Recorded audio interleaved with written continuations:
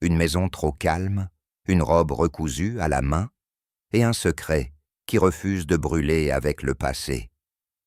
Ce soir, les ombres ont des noms, et chaque silence semble garder un souvenir que personne n'ose prononcer. Avant de commencer, dis-moi en commentaire, d'où écoutes-tu cette histoire, et quelle heure est-il chez toi, près? Entrons dans l'histoire. Ce fut par une matinée grise de novembre que je surpris mon ami, Hercule Poirot, penché sur une enveloppe crème, dont l'écriture tremblée trahissait une main peu assurée. Il la lut en silence, le front plissé, les moustaches vibrant légèrement, signe d'un intérêt profond. Puis, me tendant la lettre, il me dit d'une voix égale « Lisez, mon ami. Dites-moi ce que vous en pensez. » Je pris la feuille. L'encre était pâle, mais les mots résonnaient avec une intensité inattendue. « Monsieur Poirot, la vérité, voyez-vous, ne disparaît jamais vraiment. Parfois, elle est simplement cousue dans le silence. Je vous écris avant qu'il ne soit trop tard. Quelque chose ici réclame la justice, ou du moins, une oreille massée fine pour entendre ce que les morts taisent de Claire Bourdin. » Le nom m'était inconnu, mais Poirot hochait déjà la tête avec une gravité toute belge. « Une couturière, expliqua-t-il, de province, très discrète, semble-t-il, et très inquiète. Allons-y, Hastings, une lettre comme celle-ci n'est pas cousue au hasard. » Et sans plus de commentaires, il se leva pour préparer sa valise. Le lendemain, nous embarquions dans un train en direction de Valmorin-sur-Mer, modeste station balnéaire de la côte normande. Le trajet se déroula dans un silence à peine troublé par le froissement des journaux et le cliquetis rythmique des roues. Poirot, d'ordinaire loquace, semblait absorbé dans ses pensées, les mains croisées sur sa canne, les yeux fixés sur le paysage brumeux. Je tentai d'introduire une légère conversation sur la gastronomie locale, mais il m'interrompit doucement. « Hastings, ce que cette femme n'a pas écrit est plus important encore que ce qu'elle a osé dire. Cela mérite toute notre attention. » À notre arrivée, le quai désert nous accueillit avec une fraîcheur humide et une odeur d'algues. Valmorin, depuis la vitre du compartiment, paraissait figé dans une torpeur étrange, comme si le village retenait son souffle. Je me surpris à frissonner. « Une ville qui fait semblant de dormir », souffla Poirot, en sautant légèrement sur le quai. « Cela me plaît beaucoup. » Valmorin-sur-Mer s'étalait en rues étroites, bordées de maisons de pierre, aux volets clos. Le vent salé semblait s'être glissé dans chaque fissure, chaque recoin, comme pour y étouffer les conversations. Le bureau de poste était fermé, tout comme la boulangerie. Un chat maigre traversa la route sans presser le pas, et pas une silhouette humaine n'apparut avant que nous atteignions la petite place centrale, dominée par une église romane. « C'est un endroit charmant », dis-je avec une tentative d'optimisme. « Charmant, oui, mais trop propre, trop ordonné, trop contenu, » murmura Poirot, comme un corsage trop ajusté. Nous trouvâmes enfin la pension où nous étions attendus. La logeuse, une femme sèche, au chignon impeccable, nous confia la clé d'une chambre modeste, sans poser la moindre question. Mais c'est son regard, un éclat furtif de curiosité mêlé d'inquiétude, qui attira l'attention de Poirot. « Hastings, dit-il une fois seul, les gens d'ici ont appris à ne pas parler. Ce n'est pas naturel. Quelqu'un a fait taire ce village, et je sus alors que l'affaire ne serait ni simple ni banale. Nous nous rendîmes dans la ruelle des Tisserands, où se trouvait la demeure de mademoiselle Claire Bourdin. C'était une maisonnette basse, aux volets clos, marquée d'un simple ruban de scellé judiciaire. L'endroit semblait avoir été abandonné en mat, comme si l'air lui-même s'était figé depuis la mort de la couturière. L'inspecteur local, un homme massif nommé Léonard, nous attendait devant la porte. « Une chute dans l'escalier », déclara-t-il, sans conviction. « Vieille, seule, il n'y a pas grand-chose à dire. » Poirot pencha la tête. « Et la lettre qu'elle m'a adressée, mon brave? Est-ce le geste d'une femme sereine ?» Léonard haussa les épaules. Des excentricités de vieille fille. Elle parlait parfois toute seule. Personne ne l'écoutait plus, vous savez. La clé tourna, la porte grinça. Nous pénétrâmes dans une pièce sombre, sentant la poussière et la lavande fanée. Rien n'avait bougé. Une chaise renversée, un carnet ouvert, une pelote de fil sur le tapis. « Non, » dit Poirot avec douceur. Personne ne l'écoutait, sauf peut-être nous.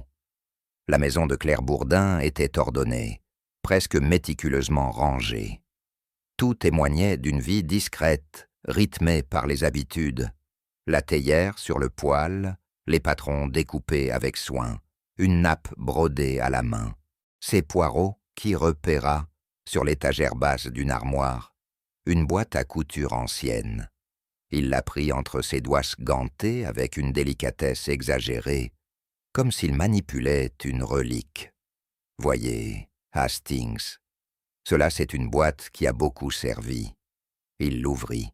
Une multitude de compartiments, chacun parfaitement organisé. Boutons de nacre, de bois, de verre. Et au centre, un petit vide soigneusement laissé. « Un bouton manque, » dit-il simplement. Je haussai les épaules. Peut-être a-t-il été utilisé? Poirot secoua la tête. Non, mon ami, ce vide n'est pas un oubli. Il est volontaire. Voyez, le contour est encore net, protégé de la poussière.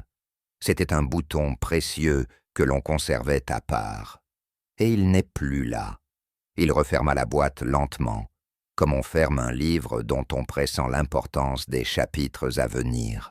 Avant de quitter les lieux, je pris sur moi de frapper à la porte voisine, où une femme âgée au châle fleuri m'ouvrit après un long moment d'hésitation. Elle me fixa de ses yeux troubles, où une lueur de curiosité semblait lutter contre une réserve ancienne. Claire? Oh oui. Elle cousait. Toujours. Même quand elle parlait. Elle cousait les silences aussi, je crois. Je l'interrogeai sur la vie que menait mademoiselle Bourdin. L'autre secoua la tête, lentement. Elle n'allait presque jamais en ville. Les gens l'oubliaient. Mais elle n'oubliait rien. Elle avait une mémoire comme une armoire fermée à clé. Je notais ce détail dans mon carnet, intrigué. Et vous avez remarqué quelque chose d'inhabituel ces derniers temps? Elle hésita. Elle avait dit, une fois, en me rendant une jupe raccourcie. Ils ont voulu effacer la faute, mais on ne découpa ce qui a été cousu dans la douleur. Ça m'a glacé, monsieur. Je remerciai la vieille dame et rejoignis Poirot, qui m'attendait sur le seuil. Elle parlait par énigme, dis-je. Il hocha la tête, grave. Mais chaque énigme a sa clé, Hastings. Il suffit d'un fil, et celui-ci, je crois, est bleu, très bleu. Le manoir des Fressanges dominait la colline nord du village, comme s'il avait été bâti pour surveiller la mer sans jamais vraiment l'aimer. Il s'en dégageait une austérité certaine, mais sans ostentation. Un classicisme figé, presque silencieux. Les rideaux, tirés derrière chaque fenêtre, accentuaient l'impression d'un monde replié sur lui-même. Nous fûmes accueillis à la grille par une gouvernante aux gestes aussi secs que son chignon. Poirot lui tendit sa carte d'un geste étudié, sans un mot de trop. Elle s'inclina et nous fit entrer dans un vestibule aux boiseries sombres, où chaque bruit semblait étouffé par les tapis anciens. Un valet silencieux nous mena jusqu'au salon. Là, nous attendîmes plusieurs minutes, seuls. Je perçus chez Poirot ce frémissement d'amusement discret qu'il réservait aux maisons qui tentaient de l'intimider. « Mon cher Hastings, murmura-t-il, voilà une maison qui s'efforce trop de rester impassible. Or, une façade trop rigide ne masque souvent qu'un désordre intérieur. Je m'apprêtais à lui répondre lorsqu'une porte s'ouvrit dans un souffle. Le maître des lieux faisait enfin son entrée. Monsieur Fressange était un homme d'apparence solide, mais visiblement diminué par les ans. Ses épaules, larges autrefois, semblaient avoir cédé sous le poids d'un passé que son visage refusait d'évoquer. Il nous salua d'un hochement de tête plus poli que chaleureux, puis nous invita à prendre place. « Je suppose, monsieur Poirot, que votre présence ici est liée à Claire Bourdin. » Sa voix était grave, un peu éteinte. Poirot acquiesça calmement. Elle m'a écrit peu avant sa mort. Une lettre étrange, empreinte d'un certain désespoir. Fressange haussa à peine les sourcils. Claire était une femme discrète, une employée loyale, mais enfin, une couturière. Il avait prononcé le dernier mot comme on retire une poussière de son veston. J'eus peine à réprimer un frisson d'irritation.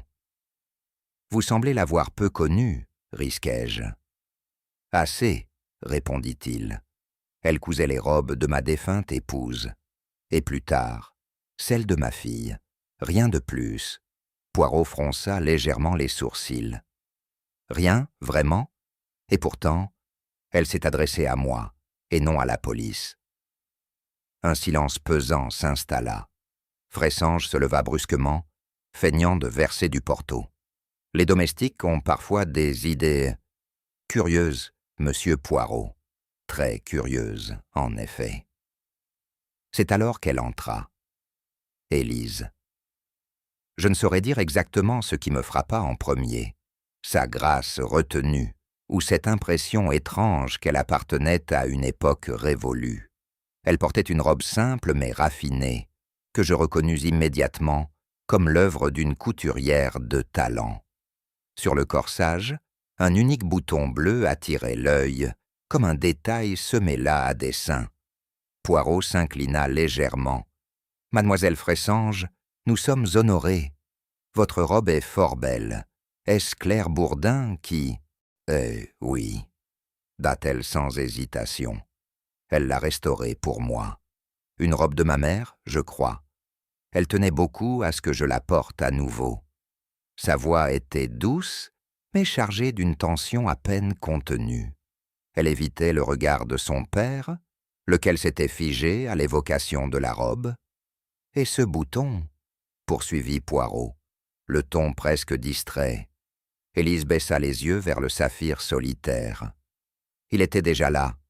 Claire l'a simplement recousu, je pense. Elle m'a dit qu'il portait une mémoire. Poirot l'observa un long instant. « Les boutons, mademoiselle, sont de petits objets très bavards. Quand ils tombent, c'est rarement sans signification. » Un silence tomba, que nul n'osa rompre. « Elle m'aimait comme une mère, » ajouta Élise soudain. « Et peut-être en savait-elle plus que moi sur celle qui m'a mise au monde. » Nous fûmes ensuite conviés à prendre le thé dans un petit salon, dont la rigueur décorative n'était pas sans rappeler un couvent soigneusement entretenu. Dame Bertille Fressange, sœur de feu, Madame Fressange, y trônait telle une gouvernante d'un autre siècle. Raide, sèche et enveloppée dans des étoffes sombres, elle nous salua sans chaleur. « Cette affaire, dit-elle dès que le nom de Claire fut évoqué, me semble devoir rester là où elle appartient, dans les souvenirs d'une servante trop zélée. » Poirot incline légèrement la tête, ce qui, chez lui, signifiait un désaccord poli. « Et pourtant, madame, cette servante, comme vous dites, a pris la peine d'écrire à un détective privé renommé. Cela indique au minimum une inquiétude coutumière aux vieilles filles, » rétorqua-t-elle d'un ton tranchant. Claire cousait et reprenait sans fin. Elle vivait dans le silence. Elle n'avait ni monde, ni passé, ni avenir. Je notai le tremblement à peine perceptible dans sa main lorsqu'elle versait le thé. Poirot, lui, semblait l'observer comme on étudie une broderie ancienne, à la recherche du fil trop tendu. Elle n'avait peut-être pas d'avenir, murmura-t-il, mais elle semble avoir laissé une trace cousue à la main, mais indélébile. Le thé, à peine terminé. Un jeune homme fit irruption dans la pièce, avec une désinvolture étudiée. Raoul de Fressanges, neveu du maître de maison, était d'une élégance négligée, le type même du flâneur revenu de tout, sauf de lui-même. Il embrassa la main de sa tante, salua Élise d'un clin d'œil et nous adressa un sourire poli. Ah, les fameux visiteurs, bienvenue dans le royaume des souvenirs contenus. Monsieur Raoul, dit Poirot avec amabilité, nous évoquions mademoiselle Bourdin. Raoul leva les yeux au ciel. La vieille Claire, elle était toujours là, avec ses aiguilles, ses remarques à mi-voix, son silence entêté. Une institution, en somme, comme les tapisseries. On la voyait sans la regarder. Et pourtant, elle a sa laissé une lettre fort intrigante. Bah, elle parlait toute seule, vous savez. Une façon d'exister, peut-être. Il se leva, visiblement agacé, et ajouta en passant. On en fait tout un drame, mais je vous assure que dans cette maison, les vrais drames sont derrière nous. Et ils le resteront si chacun se tient tranquille. Poirot lui emboîta du regard, pensif. Voilà un homme qui fuit les questions, murmura-t-il. Mais parfois, ceux qui détournent le regard ont justement trop vu, restés en retrait pendant tout l'entretien. Une femme de taille modeste, aux cheveux grisonnants, vêtue de manière austère, s'affairait à remettre en ordre les tasses avec une application excessive. C'était la gouvernante, mademoiselle Perrin. Poirot se leva doucement et s'approcha d'elle avec cette courtoisie toute belge qui désarme souvent les plus réticents. « Vous connaissiez bien mademoiselle Bourdin, n'est-ce pas ?» Elle sursauta à peine, mais ne releva pas la tête. « Je l'ai vue chaque jour pendant 27 ans. Et depuis sa disparition, que ressentez-vous » Elle hésita, le regard fixé sur une soucoupe qu'elle essuyait depuis trop longtemps. Un vide, silencieux. Poirot ne la brusqua pas davantage, mais je vis son œil s'attarder sur les mains fines de la gouvernante. Elle tremblait légèrement. Lorsqu'elle quitta la pièce, il me glissa à mi-voix. Elle sait quelque chose, Hastings, mais elle est prise dans un carcan plus fort qu'elle, la loyauté, ou peut-être la peur. Nous fîmes un dernier tour du rez-de-chaussée, prétextant admirer l'architecture. Chaque pièce respirait une rigueur presque militaire. Pas un bibelot de travers, pas une trace de poussière sur les commodes. Même les livres étaient rangés par taille, et les rideaux ajustés à la perfection. C'est une maison qui dissimule, Hastings, souffla Poirot en s'arrêtant dans l'antichambre. Ce genre d'ordre cache souvent un tumulte intérieur. On efface, on polit, on efface encore, jusqu'à ce que le passé ne parle plus. Dans un coin discret, un guéridon en marqueterie supportait un vase vide. Poirot y glissa la main et en ressortit une peluche de poussière, la seule que nous vîmes dans toute la maison. Voilà qui est curieux, un oubli dans un univers sans défaut. Je le regardais, intrigué. Cela veut dire qu'ici, Hastings, quelqu'un a tenté de faire disparaître une présence, et dans leur empressement à tout effacer, ils ont peut-être laissé, justement, une trace. Je compris alors qu'il ne s'agissait pas seulement d'un meurtre à élucider. Il s'agissait d'un effacement, volontaire, méthodique, cousu dans chaque recoin de la maison. Et Poirot, les yeux brillants d'intuition, savait déjà que ce n'était que le début. Le lendemain matin, sous un prétexte habilement formulé par Poirot, l'examen d'éventuelles affaires personnelles, restés en suspens, nous obtîmes la permission de pénétrer à nouveau dans la chambre de mademoiselle Bourdin. La gouvernante, mademoiselle Perrin, nous accompagna jusqu'au seuil, mais n'insista pas pour rester. Je notai toutefois qu'elle jetait un regard furtif vers l'intérieur, comme si ce lieu contenait encore quelque chose qu'elle aurait préféré voir, rester enfoui. La chambre était modeste, mais d'une propreté méticuleuse. Sur la commode, un flacon de lavande, une petite horloge à gousset, arrêtée, et un carré de dentelle inachevé, dont l'aiguille était restée plantée dans le tissu. Poirot, tel un horloger soucieux de ne pas dérégler un mécanisme ancien, ouvrait chaque tiroir lentement, caressant presque les objets du bout des doigts.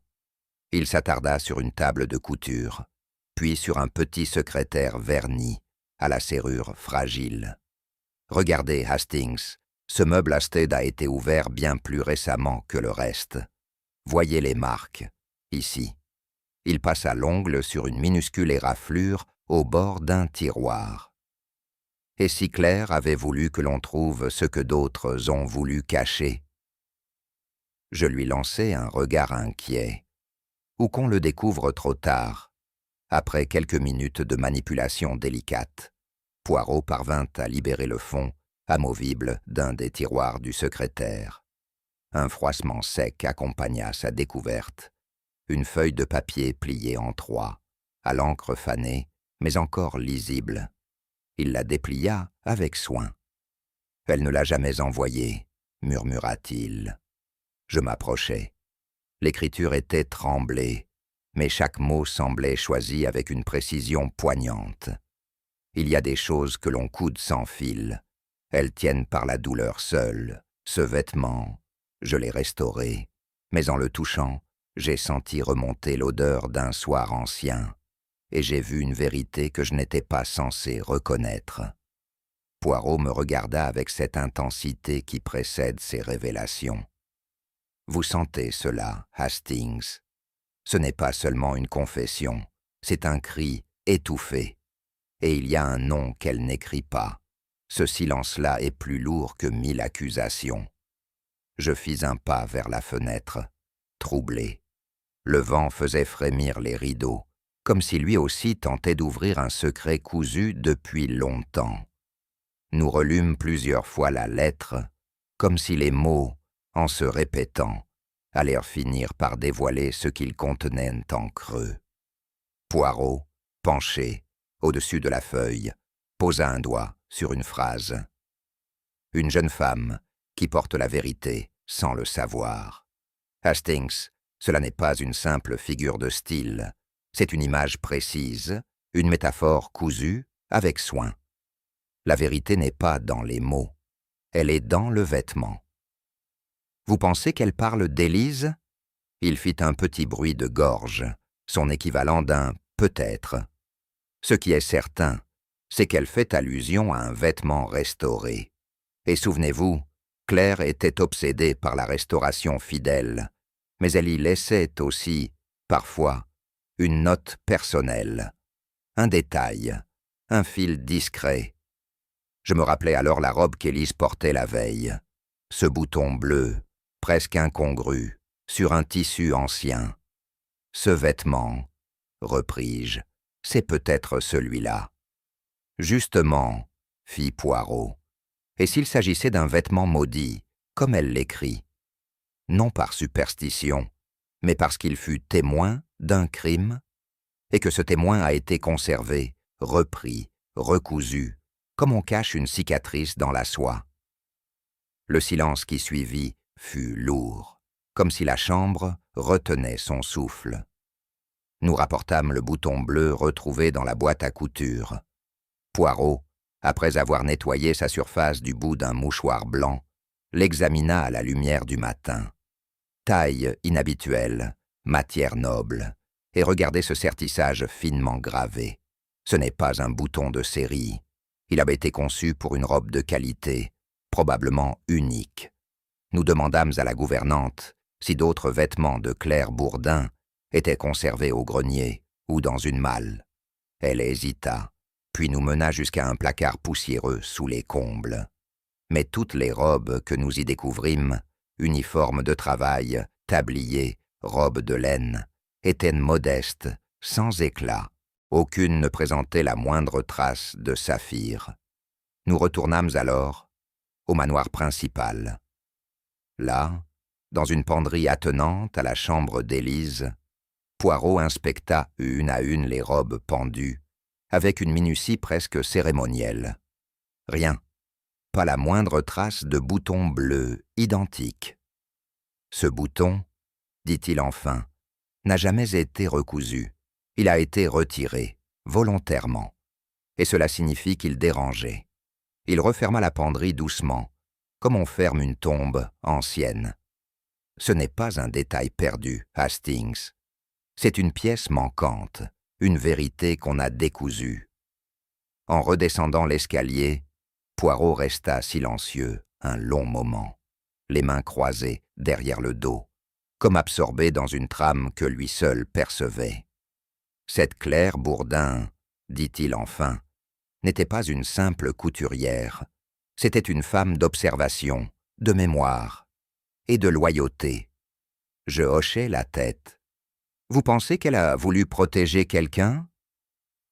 Je pense qu'elle a tout vu, tout entendu, et qu'elle a jugé le moment venu de parler, mais à sa manière, non pas avec des mots criés, mais avec un fil, un ourlet, un bouton. Il s'interrompit, le regard fixé sur un tableau ancien, représentant une femme à l'ombrelle.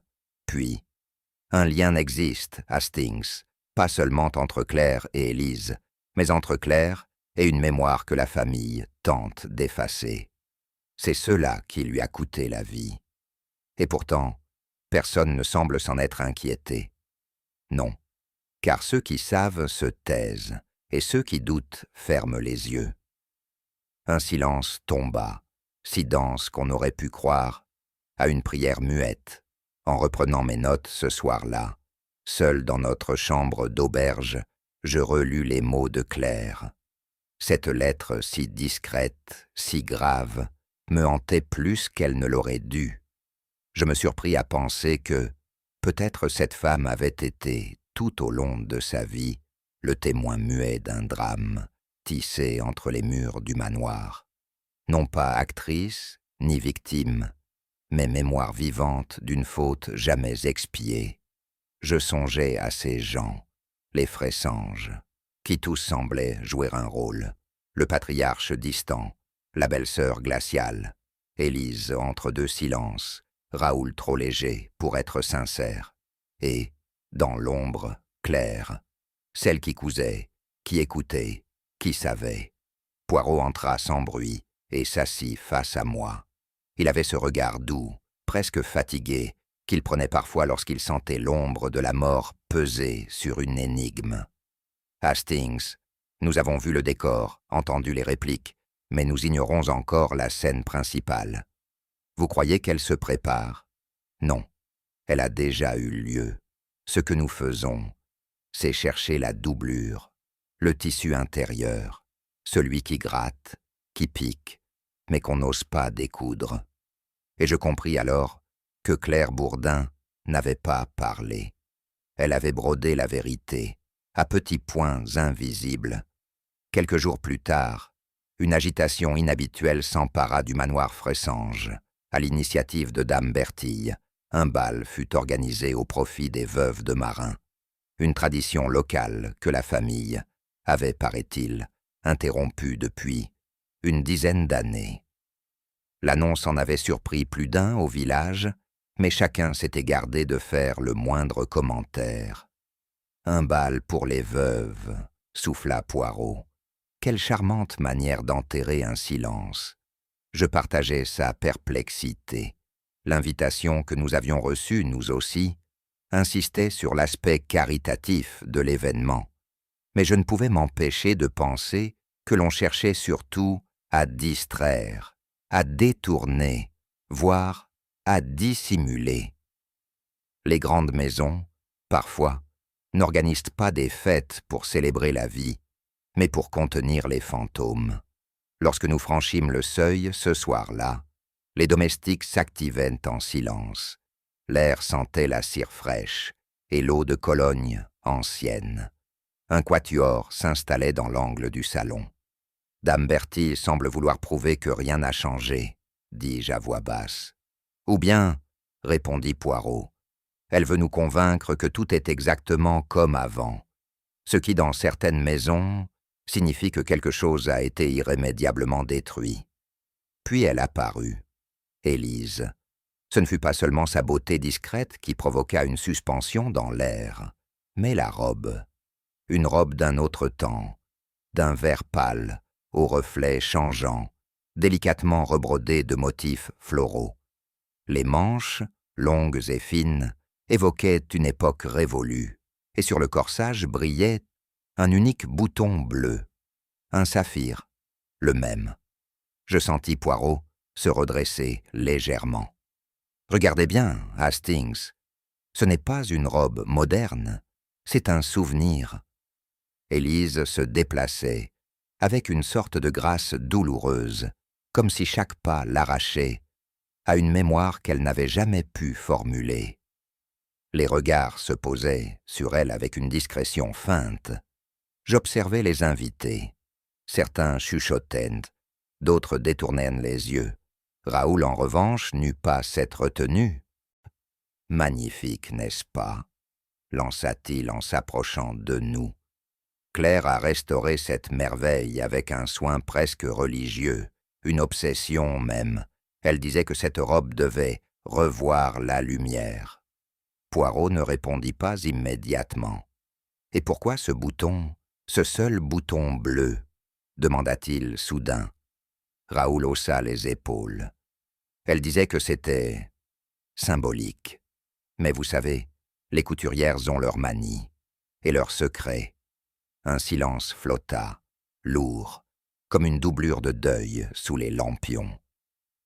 Alors que la musique reprenait, douce et maîtrisée, mes yeux cherchèrent Dame Bertille.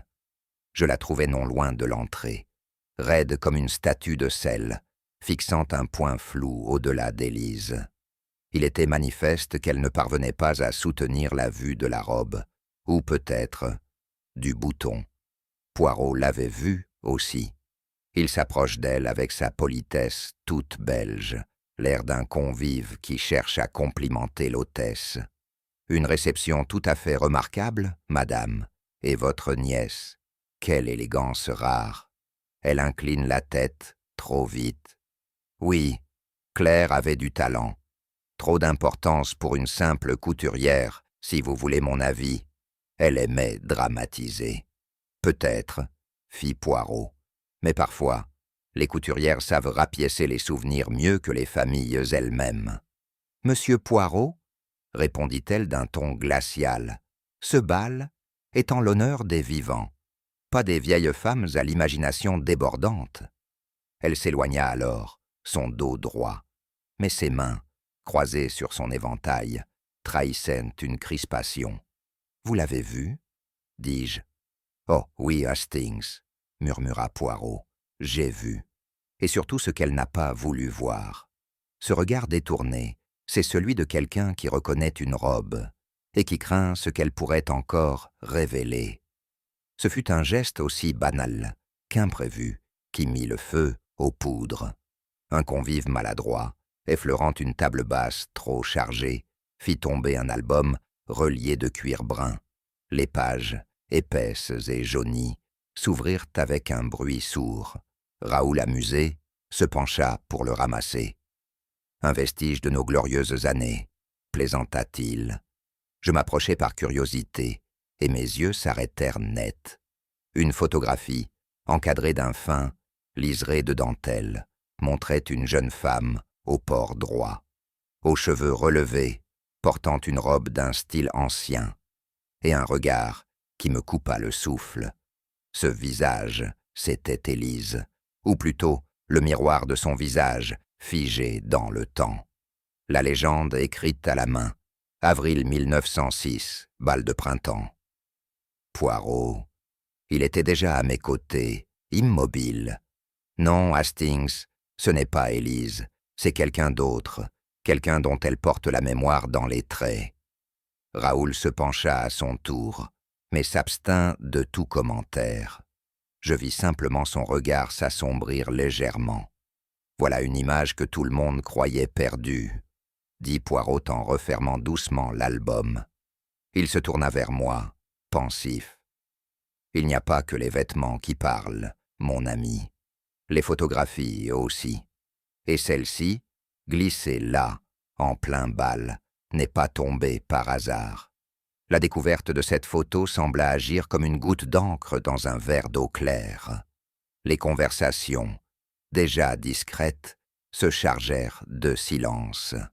Je surpris plusieurs regards échangés, notamment entre deux femmes d'un certain âge assises non loin des fenêtres.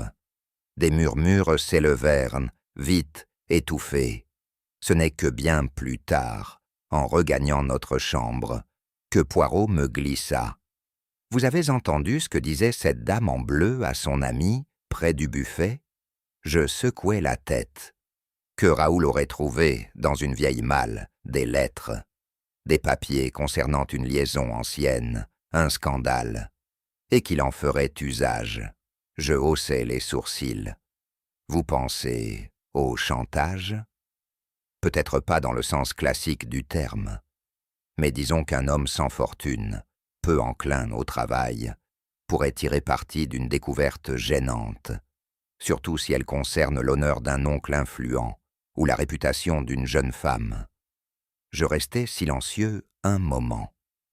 Il semblait sincère, tout de même, et désinvolte. Poirot sourit doucement. « C'est justement ce qui m'inquiète, mon ami. Les hommes les plus dangereux sont parfois ceux qui n'ont pas l'air de se soucier de rien. Ce sont souvent eux qui tiennent les fils, avec un gant de velours. Je dois l'avouer. Raoul avait quelque chose d'attachant. Il parlait avec une légèreté étudiée, plaisantait même sur les convenances, et déjouait les regards soupçonneux avec un sourire d'artiste. Il avait ce charme typiquement français, mêlé d'ironie et d'élégance négligée, qui séduisait sans effort apparent. Mais ce soir-là, alors qu'il croisait mon regard au moment de quitter la pièce, je crus déceler autre chose, une crispation peut-être, ou un calcul, comme s'il avait lu dans nos silences plus que nous n'aurions voulu qu'il y voie. Il n'a pas peur de nous, me risquai-je. Non, Hastings, mais il nous jauge. Il se demande jusqu'où il peut aller. Ce n'est pas un homme à craindre pour ses colères, mais pour sa patience. Je ne pus m'empêcher de songer que Raoul, s'il n'était pas coupable, ferait un parfait coupable. Il avait le profil, la désinvolture, la dette, l'intelligence fluide, mais peut-être précisément trop parfait. Poirot me lança un regard en coin. « Nous n'avons pas encore trouvé l'aiguille dans la doublure, » dit-il doucement. « Mais je crois que notre ami Raoul en connaît déjà la piqûre. » La maison s'était vidée, peu à peu, ne laissant derrière elle que l'odeur persistante du parfum ancien et le froissement discret des tentures. Assis dans le petit salon attenant à la bibliothèque, Poirot croisait et recroisait les doigts, pensif. Ce bal n'était pas une distraction, Hastings, c'était un théâtre, et tout y a été mis en scène pour faire croire que le passé est oublié. Je regardais les chandelles presque consumées, la nappe brodée, les coussins bien remis en place. Mais il ne l'est pas. Il secoua la tête. Non, il rôde comme un fil mal tiré dans une tapisserie. Il y a eu un amour détruit, une honte dissimulée, une femme sacrifiée, peut-être deux. Et Claire a tenté de recoudre tout cela à sa manière. Je perçus alors combien cette affaire le touchait, peut-être à cause du silence, du fait que tout s'était joué entre femmes, dans les marges. Hastings, les robes ont été remises en état, les rideaux retendus. Mais on ne répare pas l'âme d'une maison avec une aiguille, et les secrets qu'elle contient, eux, ne se laissent jamais rapiécer. Il pleuvait finement lorsque nous arrivâmes aux grilles du pavillon Saint-Émilien, un établissement discret à l'écart du village, entouré de haies hautes et d'un silence humide. Poirot, abrité sous son parapluie immaculé, avançait à petits pas mesurés. Moi, je grelottais. Nous fûmes conduits dans une pièce nue, où l'on avait placé une chaise près d'un radiateur tiède. Une infirmière nous expliqua, à voix basse, que la patiente était lucide par éclair, mais confuse dans l'enchaînement des faits. Elle l'appelait Madame Lison, bien que son véritable nom fût effacé des registres depuis des années. Elle a servi dans plusieurs maisons de la région, ajouta l'infirmière, dont celle des Fressanges, je crois. Madame Lison entra, chétive, le regard perdu mais doux. Elle salua Poirot comme si elle le reconnaissait, puis s'assit, les mains posées sur ses genoux maigres. « C'est au sujet de Claire, n'est-ce pas ?» souffla-t-elle. Je sursautai. Elle semblait devancer la question, comme si elle n'attendait que cela depuis longtemps. Poirot acquiesça doucement. « Oui, madame, Claire Bourdin. Nous cherchons à comprendre ce qu'on lui a fait, ou ce qu'elle a caché toute sa vie. » Elle parlait comme on brode, en petits gestes tremblants, revenant sur ses mots, mélangeant les noms, mais avec une constance étrange dans la douleur. Elle avait une voix douce, claire comme l'eau, toujours polie, trop fière, vous comprenez.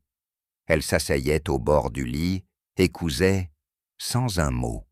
Puis un jour, elle est venue me voir, les mains pleines de sang, pas blessée, non, mais bouleversée. Elle m'a dit, il ne voulait pas, mais il n'a pas dit non. Poirot se pencha légèrement, sans interrompre le flot. Et ensuite, on a fait venir le médecin, mais pas pour elle, non, pour l'homme. Il fallait éviter l'esclandre. Elle a été renvoyée dès le lendemain, sans un sou. Une couturière qui oublie sa place, vous savez ce que ça fait dans une maison? Des taches qu'on ne peut pas laver, même à l'eau bénite. Elle se balança légèrement, murmurant. Elle ne pleurait pas, elle cousait la honte, monsieur. Poirot ferma les yeux un bref instant. Elle est partie seule, mais pas vraiment. Elle avait quelque chose dans le ventre, quelque chose de très fragile, quelque chose qu'on lui a enlevé. La pluie redoublait à la fenêtre, frappant les vitres comme un battement de cœur nerveux. Madame Lison, les yeux humides, se pencha vers nous et murmura. C'était Claire Bourdin. Ils l'ont effacée, comme on efface une tache sur une nappe. Poirot garda le silence, un instant, puis reprit d'une voix douce, et l'enfant. Elle se mit à trembler. On lui a dit que c'était un accident, mais ce n'était pas vrai. Il y avait une fille, je l'ai vue, une petite, très belle, avec les yeux, oh, les yeux de Claire. Elle l'a gardée, en cachette, loin du manoir. Elle se mit à pleurer doucement. Il ne voulait pas qu'on le sache. C'était une fille d'ombre, monsieur, une fille cousue hors du monde. Claire disait « Mieux vaut une robe sans ruban qu'un enfant sans nom ». Poirot hocha la tête avec lenteur. Il tenait là ce qu'il soupçonnait depuis le début. Et cet enfant, personne ne sait ce qu'elle est devenue. Un long silence s'installa. Puis, dans un souffle presque inaudible, « Elle a grandi, monsieur. Elle est là. Elle est revenue. Et elle ne sait pas qui elle est. » Sur le chemin du retour, ni Poirot ni moi ne parlâmes avant d'avoir atteint le sentier côtier, là où les falaises rencontrent l'écume. Ce n'est qu'à ce moment-là qu'il s'arrêta, main croisée sur sa canne, le regard fixe sur la mer grise. Claire a gardé l'enfant, et elle l'a élevé dans l'ombre, sans déclarer son nom, sans réclamer de droit. Voilà un acte de courage silencieux, Hastings. Je hochai la tête, encore ébranlé. Et vous pensez vraiment qu'il s'agit d'Élise? Réfléchissez, mon ami. La ressemblance frappante avec la femme de la photographie, la robe restaurée comme un reliquaire, le bouton en saphir, cousu seul, comme un héritage, et surtout, cette absence de mère véritable, cette figure floue, jamais nommée. Je sentis une douleur sourde m'envahir à cette idée. Mais Claire n'a jamais rien dit? Non, parce qu'elle n'avait pas le droit, parce que l'homme qui l'a trahi portait un nom trop lourd, et parce qu'elle espérait, sans doute, qu'un jour, la vérité émergerait d'elle-même, comme une doublure mal cousue qui finit par reparaître à force d'usure. Poirot soupira, presque las. Et maintenant, Hastings, cette vérité remonte. Elle se glisse dans les ourlets, dans les regards, dans les silences. Et elle blesse, même si elle libère. Le jour suivant, alors qu'Élise nous apportait elle-même le thé dans le salon d'hiver, Poirot l'observa longuement, en silence. Elle portait une robe pâle, sans éclat, mais bien taillée. Aucune bijouterie, aucun artifice. « Mademoiselle Élise, dit-il doucement, est-ce que vous vous êtes déjà demandé pourquoi vous ne ressemblez à personne dans cette maison ?» Elle parut surprise, mais non choquée. On me l'a dit, parfois, que j'avais quelque chose d'étrange, mais je pensais à un trait de caractère. Poirot incline la tête. Et si ce trait n'était pas de caractère, mais d'héritage, si ce n'était pas une absence, mais une omission? Elle pâlit. Ses mains tremblèrent légèrement. Vous voulez dire que je ne suis pas celle que l'on vous a fait croire, mais peut-être exactement ce que Claire a voulu sauver. Un fil arraché à la tapisserie d'une grande maison et recousu à la main avec amour. Elle se leva lentement, le regard vide, les lèvres serrées. Je ne comprends pas. Pas encore. Poirot ne répondit pas tout de suite. Il la regarda simplement franchir la porte, comme une silhouette d'ombre traversant un rideau de lumière. Mais elle comprendra, Hastings, et alors, il faudra qu'elle choisisse quoi faire de cette vérité. Le soir même, dans le calme feutré de notre chambre, Poirot s'adonna à son rituel de réflexion, mains croisées sur l'abdomen, les yeux mi-clos, les pensées remuant sous ses paupières, comme des pièces dans un coffre bien gardé. Ce qu'ils ont fait, Hastings, n'est pas un simple oubli. C'est une opération chirurgicale de la mémoire familiale.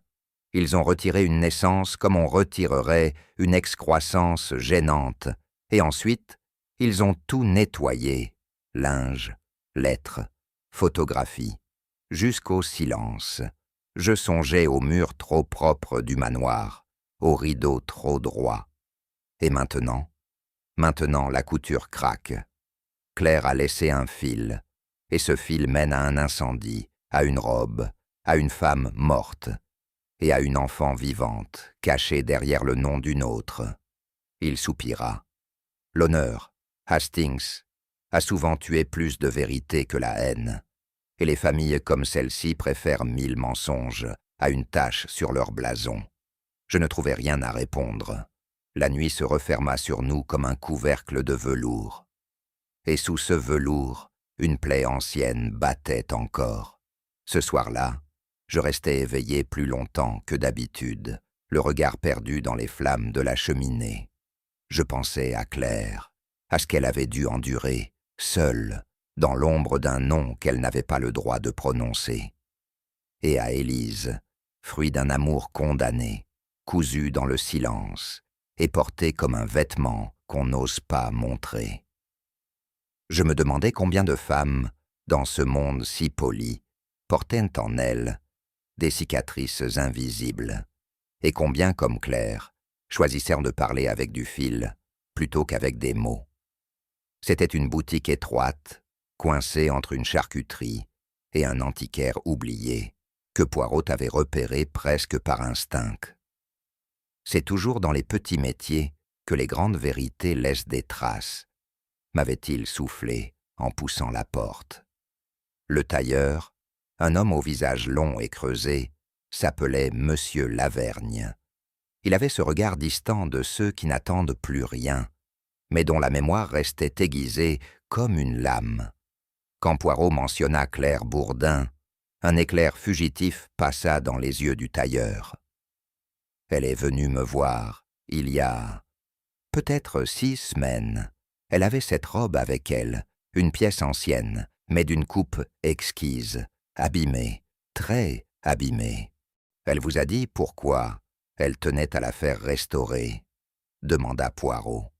Elle n'a pas parlé, pas vraiment, juste un mot. Il faut que cette robe ressuscite.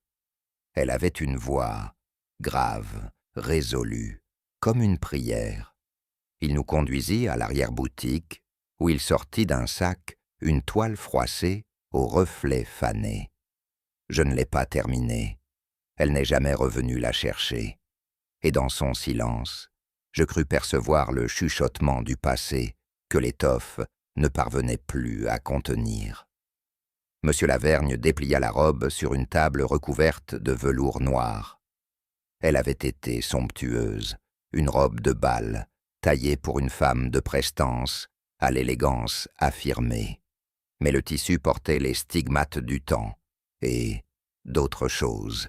« Regardez ici », dit le tailleur, en désignant un pan du jupon. « Cette tache n'est pas d'origine, c'est du sang, monsieur, ancien. J'ai essayé de le faire disparaître, mais Claire m'a dit « Ne touchez pas à ça, laissez-le parler. » Poirot s'approcha, le regard grave. Et ce bouton? Monsieur Lavergne sortit d'un petit tiroir une pièce délicate, d'un bleu profond, cerclée de métal fin. Je n'ai jamais pu le recoudre, il manquait un point d'attache. Claire avait retiré l'emplacement d'origine, volontairement, je crois, comme si ce bouton ne devait plus jamais revenir à sa place. Je sentis un frisson me parcourir. Vous pensez qu'elle essayait de faire passer un message, monsieur Lavergne?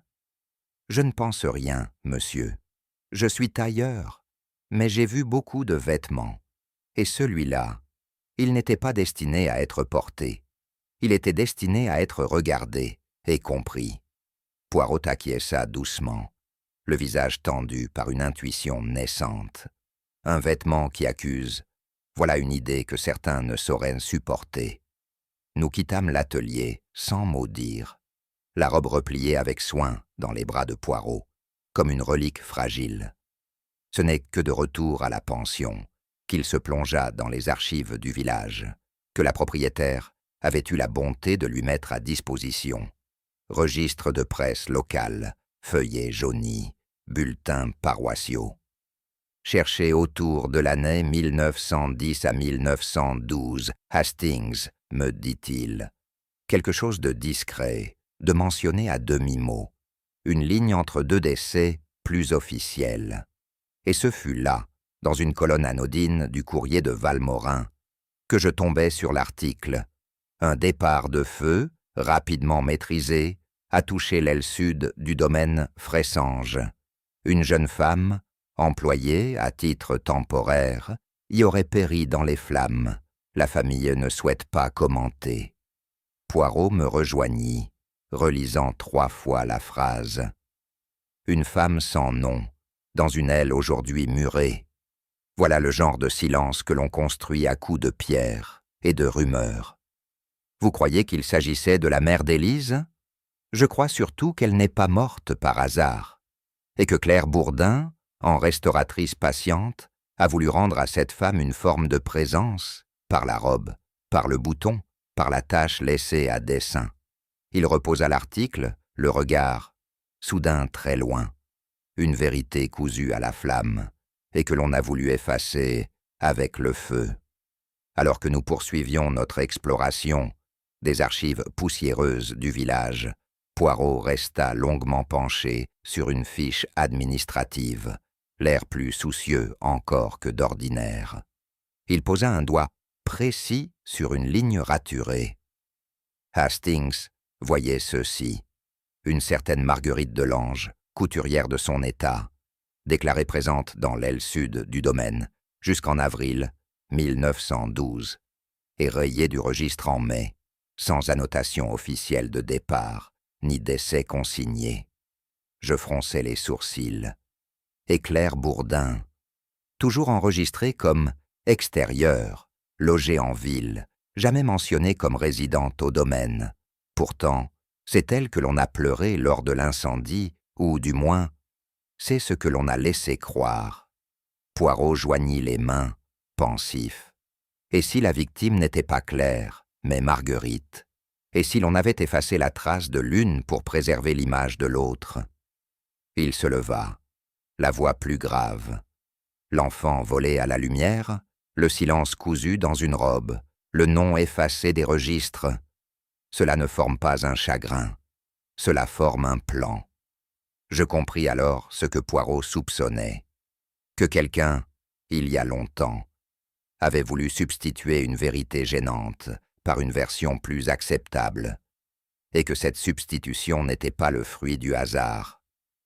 De retour à notre chambre, Poirot s'installa à la table et sortit le petit bouton bleu que nous avions trouvé dans la boîte à couture de Claire. Il le posa avec précaution sur la robe que M. Lavergne avait rendue, et qui gisait comme une peau abandonnée. Observez, mon cher Hastings, ici, au niveau du corsage. Voyez-vous cette irrégularité dans la trame? Ce fil plus serré, ce petit trou ovale. Voilà l'empreinte d'un bouton autrefois fixé, puis brutalement arraché. Je me penchai, et ne pus qu'acquiescer. Et vous pensez que c'est celui-ci, celui que Claire a conservé dans sa boîte? Non seulement je le pense, mais je le sais. Regardez bien la forme de la base, légèrement vrillée. Cela ne peut correspondre qu'à une tension excessive. Ce bouton a été arraché dans un geste de violence. Je demeurai silencieux, troublé par l'intuition qui commençait à se dessiner. Et si c'était cela, l'arme du crime, murmurai-je. Non, Hastings, ce n'est pas une arme, c'est un témoin. Et Claire, en le gardant, a voulu nous dire « Voici la pièce manquante ». Il rangea le bouton avec un soin infini, comme s'il refermait le couvercle d'un cercueil de soie. Le silence qui suivit fut long. Poirot, les mains croisées sur le genou, fixait un point invisible. Je savais que, dans son esprit, tous les éléments tournaient déjà, lentement, comme les rouages d'une montre ancienne. « Hastings, dit-il enfin, pourquoi une femme, à l'article de la mort, restaurerait-elle une robe tachée de sang, mais sans jamais chercher à la porter? Pour garder un souvenir? Non. Pour parler? Pour qu'un jour, quelqu'un comprenne. » Il se leva, se dirigea vers la fenêtre entr'ouverte. Claire n'était pas la mère d'Élise, elle n'était pas non plus la victime, mais elle a vu, elle a compris, et, incapable de dire la vérité à haute voix, par peur, par loyauté ou par honte, elle a choisi l'aiguille. Je me rappelais les paroles de la vieille domestique à l'asile, une robe qu'on n'aurait jamais dû recoudre. Elle a reconstitué la scène, pièce par pièce, sans un mot. Chaque couture, chaque fil, chaque bouton était une phrase muette. Et maintenant que Claire est morte, la robe parle pour elle. Poirot se tourna vers moi, grave. Il reste à comprendre ce qu'elle a voulu dénoncer. Et surtout, qui elle voulait protéger. Je sortis prendre l'air, le cœur en désordre, tandis que Poirot restait seul avec ses pensées. L'air vif du jardin ne m'apporta guère de répit. Tout en moi tournait autour de cette robe, de ce bouton, de ces noms effacés. Je songeais à Élise, à son regard tantôt fier, tantôt troublé, à la grâce contenue dans ses gestes. Avait-elle seulement conscience de la tragédie cousue autour d'elle, ou bien vivait-elle dans l'ignorance d'un passé qu'on avait piétiné pour la protéger? Je revoyais aussi Raoul, désinvolte et charmant, mais dont le sourire s'effilochait parfois comme une doublure mal cousue, et cette dame Bertille, si digne, si rigide, dont le regard avait fui la robe comme s'il y avait vu un fantôme. Je comprenais, enfin, ce que Poirot voulait dire. L'histoire ne s'assemblait pas comme une ligne droite, mais comme un vêtement retourné. Chaque couture révélée dévoilait une souffrance, un calcul, un silence. et dans cette construction textile du drame, je sentais que nous étions tout près de l'ourlet final, celui qui, une fois replié, laisserait apparaître la vérité nue, simple, irréversible. Poirot avait tendu le fil, restait à tirer doucement, jusqu'à ce que tout cède. Lorsque Poirot convoqua l'ensemble des membres de la famille, ainsi que les domestiques, dans le grand salon, l'atmosphère devint immédiatement éthérée, de tension contenue. Les rideaux lourds se refermaient autour de nous, tels des ailes protectrices, tandis que les chandeliers projetaient leurs lueurs irrégulières sur les visages figés des convives. Nous étions tous là. Élise, au port altier, mais le regard fuyant. Raoul, les mains dans les poches, oscillant entre assurance et malaise. Dame Bertille, raide dans son fauteuil, chaque rideau de son visage trahissant un redoutable contrôle. Monsieur Fressange, grave et taciturne. La gouvernante, Mademoiselle Perrin, légère comme un chiffon sec. Poirot lui-même apparut, sans émoi, les yeux perçants, l'air d'un homme qui, après des mois de chercher, s'apprête enfin à tirer le fil décisif. Il s'assit avec ses manières impeccables, posa une main sur la table et, d'un regard, imposa le silence. Aucun murmure ne filtra. La maison semblait retenir son souffle. Je me tins droit, attentif. Les minutes qui suivirent paraissaient lourdes, comme si chaque seconde portait le poids d'une phrase devenue impossible à supprimer. Et il commença, mes chers amis. Poirot énonça alors, pièce par pièce, les éléments qui, jusqu'à présent, semblaient isolés, mais que lui seul avait tissés ensemble. Il parle du bouton en saphir, retiré et retrouvé, conservé comme un message silencieux, de la lettre non envoyée, témoignage d'un cri intérieur, de la robe restaurée, témoin immobile d'un crime ancien, de la photographie révélée au bal, mémoire visuelle coupable. Chaque détail fut posé sur la table, aussi net qu'un sigle secret, et chaque regard se fit plus lourd. Il montra la boîte à couture, ouverte, vide d'un bouton. Il parla du tailleur, de son sang vieux dans la robe. Il relata le récit de l'asile, la domestique confuse, le nom chuchoté sous la pluie. Puis, il relia tout cela au registre du tailleur, à la disparition de Marguerite Delange des registres, à l'incendie dissimulé. Il traça la trajectoire. Une originatrice de vérité, claire, entretenait une mémoire suspendue dans une robe, un bouton, un nom effacé, et elle avait payé pour cela de sa vie. Les convives, apparemment calmes, tressaillaient à chaque révélation. Raoul détourna les yeux. Élise porta la main à son corsage. Dame Bertille pinça les lèvres avec une raideur soudain visible. Poirot conclut. Tout est lié, n'est-ce pas? Son regard balaya la salle, cherchant celui ou celle qui aurait tenté de recoudre ce tissu fragile de mensonges. Poirot continua, posant les pièces les unes après les autres, comme on assemblerait un puzzle ancien. Il évoqua l'incendie de l'aile sud, jusque-là présenté comme un accident, conséquence du hasard ou de la malchance. Mais à présent, le tissu s'éclaircissait. Ce feu avait été volontaire. Il avait effacé la vérité et brûlé la mémoire de Marguerite Delange.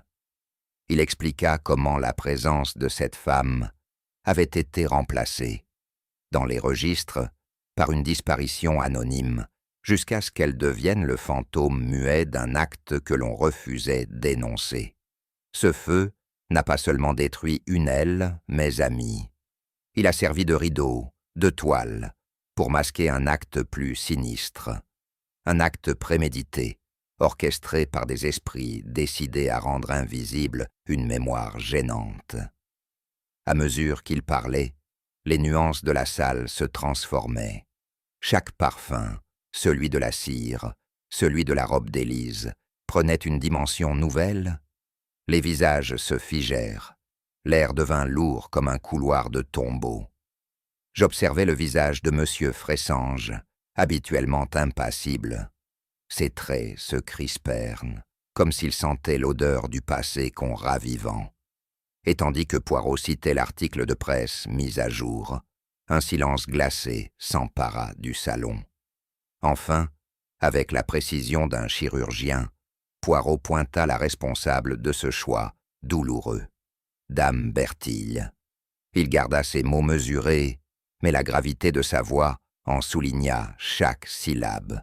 « Ma chère dame, vous avez entretenu ce silence.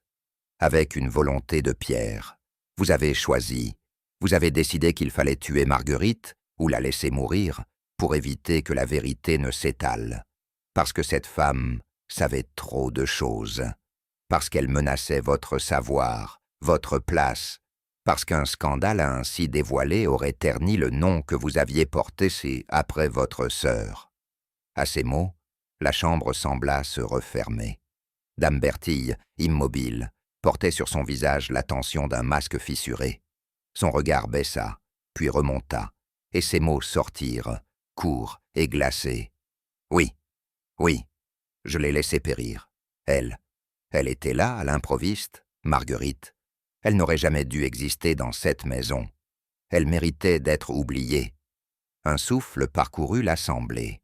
La confession, si silencieuse, pesait comme une sentence. Poirot, avec une douce fermeté, développa le motif. La jalousie d'une tante envers une mère illégitime, la peur d'un héritage entaché, le besoin de réparation par l'effacement, la rancœur, ce poison qu'on croyait bu trop tôt. Et Dame Bertille en avait pris une gorgée trop grande. Vous l'avez tuée, madame, par omission, par la force du silence, et vous l'avez absoute de honte au prix d'un incendie. Mais vous avez oublié qu'une vérité cousue finit toujours par dénouer ses poings. Le salon resta figé dans cette respiration chargée, et je sus que, même si la décision venait de cette femme, les non-dits de la maison avaient alimenté la braise. Le silence, qui suivit la confession de Dame Bertille, fut si dense qu'on eût dit que la maison elle-même retenait son souffle. Poirot, sans hausser la voix, reprit alors le fil, au sens le plus littéral, de son récit. Il parla de Claire Bourdin, la discrète, la patiente, l'oubliée, celle qui, tout en aiguisant ses aiguilles, assemblait les pièces d'une histoire que d'autres avaient voulu découdre. Claire, dit-il, n'était pas simplement une couturière. Elle était gardienne d'une mémoire abîmée, d'un amour refusé, d'une maternité volée. En restaurant cette robe, en s'acharnant à en recoudre chaque ourlet, elle tentait de ravauder plus que du tissu. Elle voulait restaurer une filiation. Elle voulait, par ce vêtement, rendre à Élise ce qui lui avait été volé, son histoire. Je ressentis un frisson que je ne parvins à nommer. L'image de cette femme, penchée sur une robe tachée de sang et de secrets, me bouleversait. Poirot, en observant la broderie intérieure, y avait découvert des initiales presque effacées. M.D. Marguerite Delange. Une signature cousue dans la doublure, comme un murmure de mer. Claire avait compris, poursuivit mon ami, que les mots seraient trop fragiles. Elle comptait sur l'étoffe, sur le poids du tissu, pour parler à la place des langues liées. Il se tut une seconde, puis, les yeux clos, ajouta d'un ton plus doux: elle voulait que cette robe soit portée, un jour, non pas pour paraître belle, mais pour être enfin regardée. Poirot reprit, plus grave que jamais. Ce que Claire avait voulu dévoiler, d'autres l'avaient aperçu bien trop tôt. Et c'est cela, expliqua-t-il, qui lui coûta la vie. Claire ne s'est pas égarée dans les flammes, elle ne s'est pas assoupie près d'un poêle dangereux, comme on a tenté de le faire croire. Elle a été assassinée, je me raidis malgré moi. Ce mot, prononcé avec tant de sobriété, semblait plus tranchant encore. Elle avait terminé la robe, Elle s'apprêtait à la remettre à Élise. Elle avait cousu dans l'ourlette une lettre, une confession, peut-être. Elle allait parler. Et cela, dame Bertille ne pouvait le permettre. Il décrivit les heures précédant l'incendie, la présence de Claire, la robe dans ses mains, le couloir menant à l'aile sud, puis la soudaine montée de feu et l'absence de secours, le témoignage d'un domestique longtemps ignoré, qui se rappelait avoir vu la vieille dame traverser le jardin avec une lanterne, à une heure où elle prétendait dormir. Elle a pris cette lanterne, dit Poirot, non pour chercher, mais pour effacer. Dame Bertille ne protesta pas. Elle s'était figée dans un silence morne, comme si les mots ne pouvaient plus rien contre ce qui, à présent, était su. C'était un meurtre de silence, pas de couteau, pas de poison, juste l'étouffement lent d'une vérité. Je me souvins alors de la phrase de Claire, répétée à demi-mot par la vieille domestique. On lui a arraché l'enfant et la lumière. Lorsqu'Élise comprit, réellement, ce que cela signifiait, que sa mère n'était pas celle dont elle portait le nom, que l'amour qu'on lui avait promis n'était qu'un drap jeté sur une béance, elle chancela. Je n'oublierai jamais son regard. Ce n'était pas la colère, ni même la tristesse. C'était une forme de nudité intérieure, une perte d'ancrage. Elle se leva, lentement, comme dans un rêve que l'on quitte à regret, et sans adresser un mot à quiconque, quitta le salon. Son pas résonnait, comme un glas discret sur le parquet ancien. « Où va-t-elle » murmurai-je. Poirot ne répondit pas tout de suite. Puis, à voix basse, « Là où les vérités recousues n'entravent plus les pas, là où elle pourra, peut-être, devenir elle-même. » Aucune main ne tenta de la retenir. Même M. Fressange resta immobile, incapable d'inventer un geste. C'est dans le silence le plus total que la jeune femme franchit le seuil, et dans ce silence, chacun de nous, je crois, sentit que plus rien ne serait jamais recousu comme avant. Le soir tomba sur la maison des Fressange, comme un rideau pesant, et dans ce crépuscule feutré, je demeurai un long moment sans mot dire. Élise était partie. La robe, elle, restait, posée sur le dossier d'un fauteuil, témoin inerte d'un passé rendu visible. Je regardais Poirot, assis face à la cheminée, les mains croisées. Il ne semblait ni vainqueur, ni satisfait. Il semblait simplement en paix. Ces crimes-là, Hastings, ne naissent pas de la haine. Ils naissent de la peur. Peur de la vérité, peur de l'amour mal placé, peur de l'ombre portée sur un nom. Je hochai la tête, et dans mon cœur, je compris que la justice avait été rendue. Pas une justice flamboyante, non, une justice feutrée, discrète, presque triste. Et je me demandais, en observant le feu vaciller, combien d'autres femmes, ailleurs, avaient vu leur nom cousu dans une doublure, pour ne jamais être lues. Le lendemain matin, le manoir des Fressange semblait presque méconnaissable. Ce n'était pas tant que les lieux eussent changé d'apparence. Les tapis étaient toujours aussi épais, les portraits aussi solennels, les tentures aussi discrètes, mais quelque chose d'indéfinissable s'était dissipé. Une forme de tension muette, tissée depuis des décennies, s'était soudainement relâchée dans l'air. Je descendis l'escalier lentement, comme on le ferait dans une maison endeuillée, mais ce n'était pas la mort qui planait, c'était une vérité devenue trop lourde pour rester cachée. Le personnel parlait à voix basse. Monsieur Fressange, lui, se tenait devant la grande baie vitrée, droit comme une statue. On eût dit qu'il attendait quelqu'un ou quelque chose, mais que plus rien ne viendrait. Poirot, quant à lui, paraissait absorbé dans la contemplation d'un objet minuscule qu'il tenait au creux de sa paume. Je reconnus, non sans frisson, le bouton saphir. Il le caressait comme s'il contenait le monde. « Tout est fini », murmurai-je. Il me regarda sans sourire. « Non, Hastings, tout commence. » Et je compris que si la lumière avait été faite, elle n'avait pas pour autant effacé les ombres. Elle les avait simplement déplacées. Assis dans la bibliothèque, je me surpris à contempler l'épaisseur d'un silence nouveau. Ce n'était plus celui du secret, mais celui, plus cruel encore, des vérités dites trop tard. L'élégance de la maison ne masquait plus la fatigue des âmes. Je pensais à Élise, à son pas ferme quittant le manoir, sans se retourner, à Claire, dont les doigts avaient cousu la mémoire d'une femme disparue, à Dame Bertille, désormais recluse dans ses propres souvenirs. Je réalisais combien de vies s'étaient échafaudées sur des silences que nul n'avait osé coudre correctement. Le silence d'un amour qu'on jugeait inconvenant. Le silence d'un enfant né d'une promesse rompue.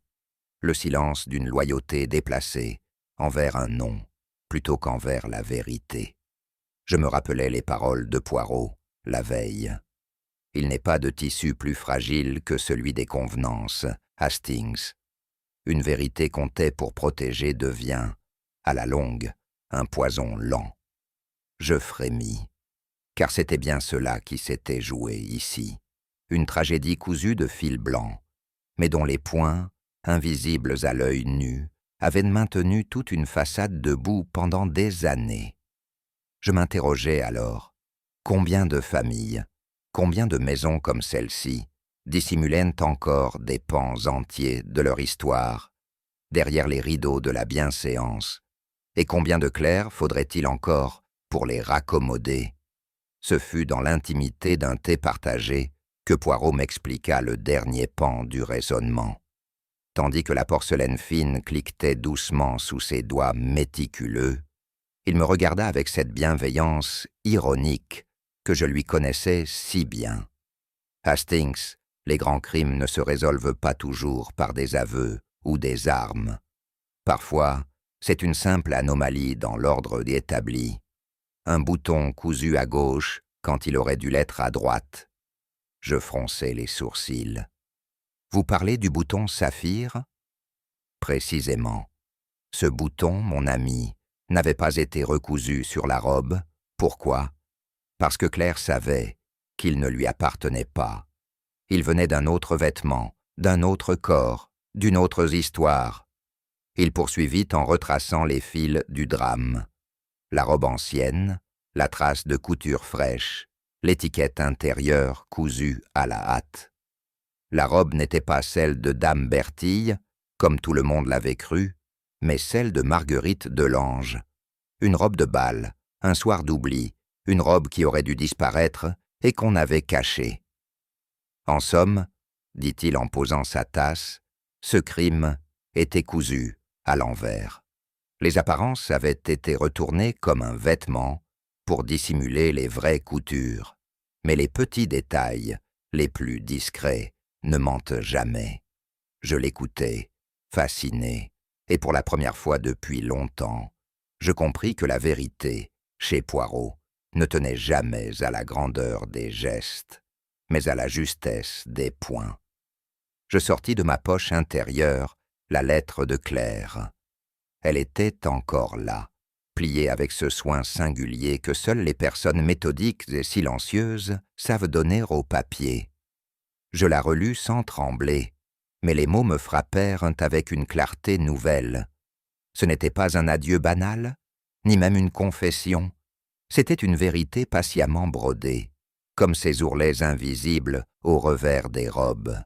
Il y a des choses qu'on ne peut pas dire à voix haute, écrivait-elle, mais parfois, on peut les recoudre à travers les objets. Les vêtements gardent la mémoire, si l'on sait les écouter. Je n'avais pas compris, alors. Aujourd'hui, tout prenait sens. Claire savait. Depuis le début, elle savait que cette robe n'était pas celle de la défunte déclarée. Elle avait retrouvé le tissu, reconnu les coutures et compris l'identité de celle qu'on voulait effacer. Mais elle avait choisi la discrétion des gestes, la fidélité silencieuse. Elle avait laissé ses aiguilles me parler à sa place, espérant qu'un jour, quelqu'un lirait l'histoire dans les fils. Je pliai la lettre plus lentement que la première fois. Poirot me regardait, pensif. Elle avait tout compris, n'est-ce pas? Il acquiesça sans un mot, puis ajouta. Et elle a choisi de parler, sans bruit. C'est cela, le courage des humbles, mon ami. Ils ne crient pas la vérité, ils l'accusent. Nous étions seuls dans le petit salon, attenant à la chambre de Claire. La lumière du matin filtrait mollement à travers les rideaux tirés, et le silence semblait avoir pris une densité presque sacrée. Poirot tenait dans sa main la petite boîte à couture, celle que Claire utilisait toujours et qu'on avait retrouvée posée sur sa table de travail. Sans un mot, il l'ouvrit. Le bouton saphir reposait là, unique, presque froid, et pourtant chargé d'une signification vertigineuse. Il le souleva avec délicatesse, puis le fit lentement glisser dans la boîte, parmi les fils, les épingles et les aiguilles. Il y a des objets, Hastings, qui ne sont pas seulement des preuves, ce sont des âmes miniatures. Je compris alors qu'il ne s'agissait pas seulement de clôturer une enquête. Ce geste-là, humble, précis, était un acte de réparation. La boîte n'était pas un écrin de justice, mais une urne, celle d'une vérité restaurée. Claire, Élise, même Marguerite, toutes avaient tissé, à leur manière, cette trame invisible.